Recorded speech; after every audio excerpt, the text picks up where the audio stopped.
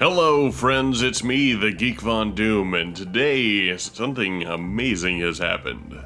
The NDA, the Non-Disclosure Agreement, has lifted from the Quake Champions Beta, which means it's time to make a video, just like I promised a couple months ago.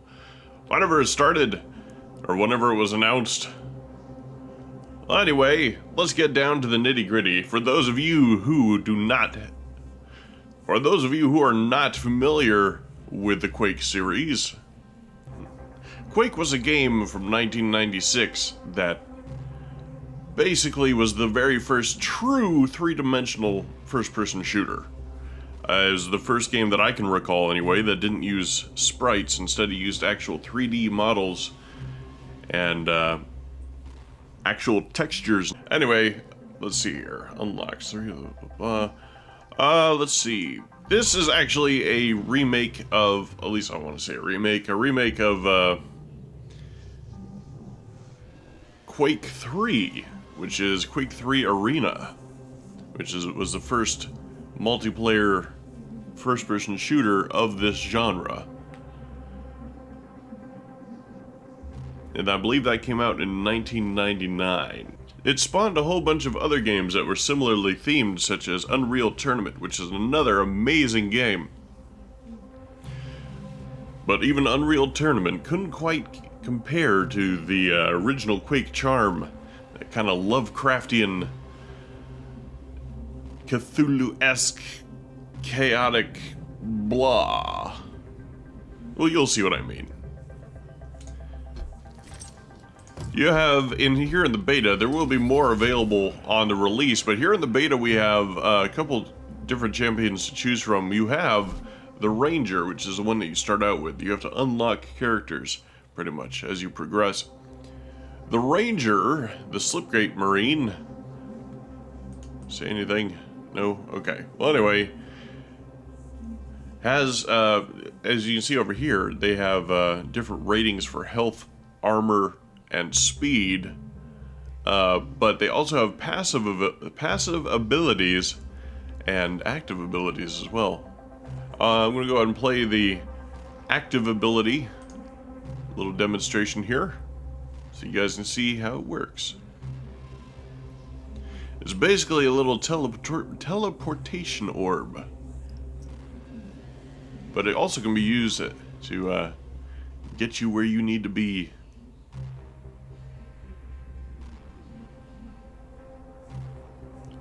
Or as a grenade.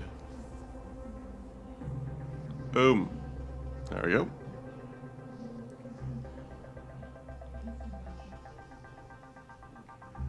Huh, that's actually pretty cool looking. Alright, so enough of that.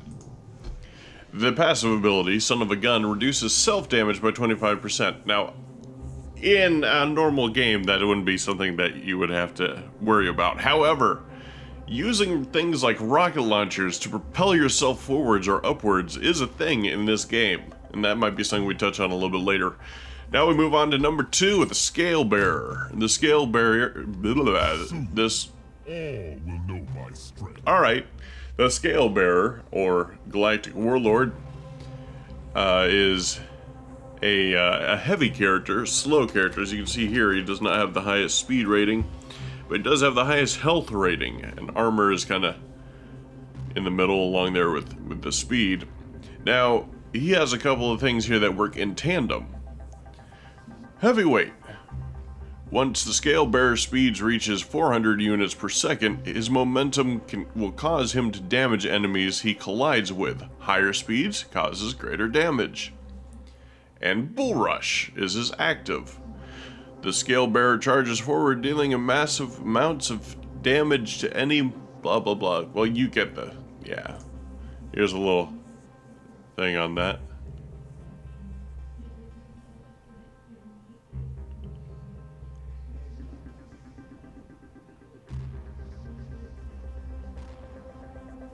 Roadkill.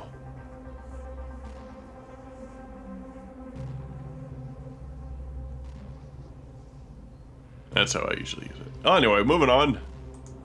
Next up, we have Weiser, the cybernetic clone. Alright, so some of the abilities are attack abilities, as you've seen before, and some of them are not. Let's look at his stats right quick. He has medium speed, low armor. As you can see, he's pretty much naked, although he's robot. Or cyborg, excuse me, cyborg. Uses human parts. And health is right there in the middle as well. He has a passive ability, which is a movement ability, Grasshopper. Weiser has the ability to strafe jump. This ability isn't capped, meaning he can accelerate almost indefinitely. So that's jumping to the side for those who don't know the lingo. And piercing sight allows, let's see, Weiser's special sight allows him to see enemies through walls. That's the ability at which he activates. Let's watch the little demo here.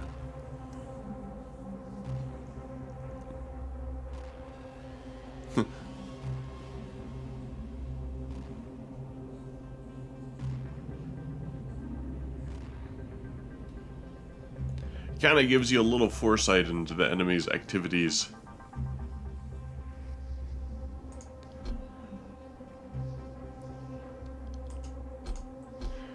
Right, next up we have... Alright. Anyway, we have Akari, the transhuman punk.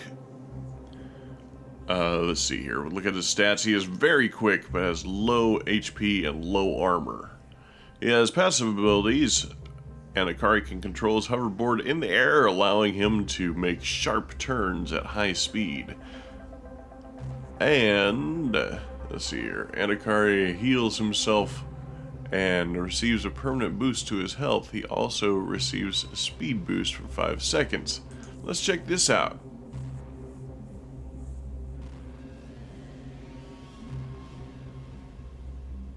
Yeah, that's actually really quick.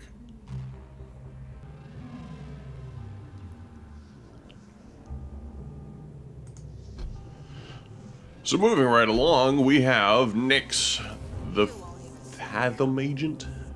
Fathom? She has incredibly low health, low armor, but incredibly high speed. I haven't really played with her a lot, but we'll see what all she can do. Nyx can jump off walls, allowing her to scale ledges. That's kind of cool. Let's see. And Ghost Walk. Nyx initiates a phase shift, allowing her momentarily to move into another dimension, effectively rendering her invisible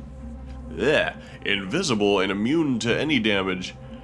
Any enemy standing where she materializes will be killed instantly. So a little bit of telefrag action going there. Let's check this out right quick. It's a little tutorial.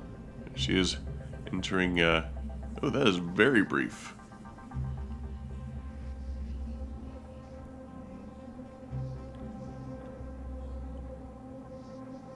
Huh. I just want to watch the telefrag. Make it so.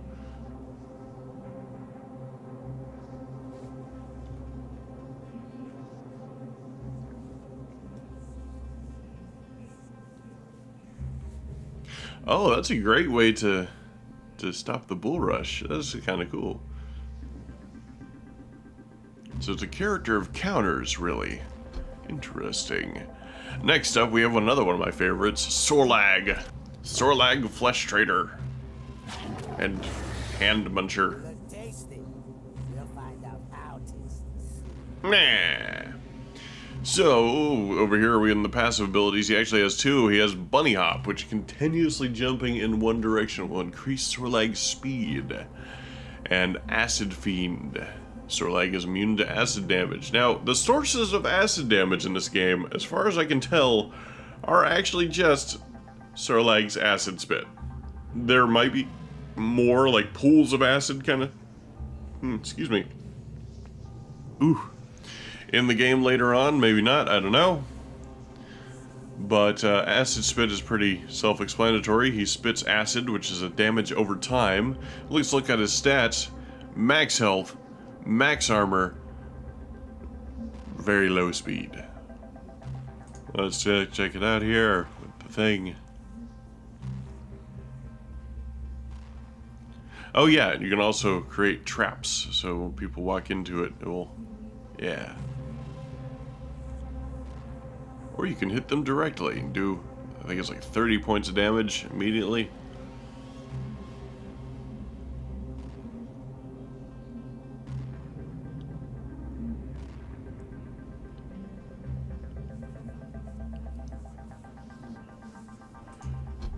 Alright, so next up, Clutch. Clutch is a big old robot. I don't know anything about Clutch other than the fact that, like, he can be kind of tough. Same stats as previous character, Mr. Solag. Let's see here. He has the passive abilities are Advanced Shielding. Clutch receives 20% damage reduction while walking or standing still. Running forward without charging. Without changing direction will cause Clutch's speed to increase. That's kind of cool. I like that. Barrier. Clutch raises an impenetrable energy shield in front of him, deflecting all weapons fire. Let's go and check this out, how this all works.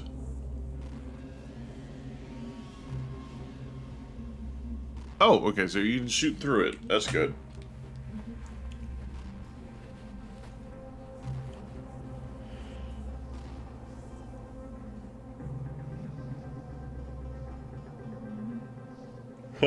Nice. Alright, so moving on, we got 2 remaining. We're gonna go over here to the one character who has killed me the most. Let's see here. Well, actually, it's a mix between Slash and this one, but this is Galena, the Unholy Paladin. Let's see here. Galena can reduce the cooldown of her ability by collecting any health pickups. Well, that's kind of cool.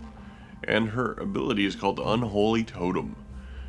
Galena places a totem that heals her allies and damages her enemies. The totem will vanish if an enemy triggers or destroys it.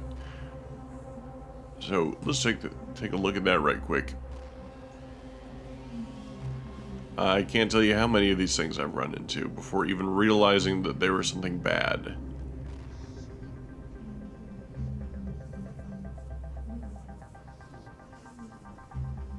Like that. And finally, we have Slash, the Roller Queen. Is that another flipping of tables thing? Whatever. Stupid humans. Anyway. Crouch Slide is her passive. Slash can perform a crouch slide by crouching just when she lands on the ground after jumping. And her ability, and this is probably the #1 most used ability to kill me, is the Plasma Trail. I'll show you how it works. See how she's kind of like doing a little thing there, and it leaves a trail of doom and then explodes. It might be the largest area of effect power in this game.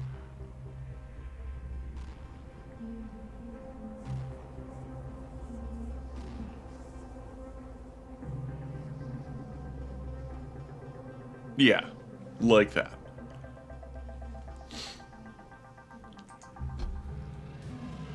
So that is all of the champions from the beginning to the end, and we are going to be playing some Quake here in the next episode, which will come out a couple hours after this episode comes out.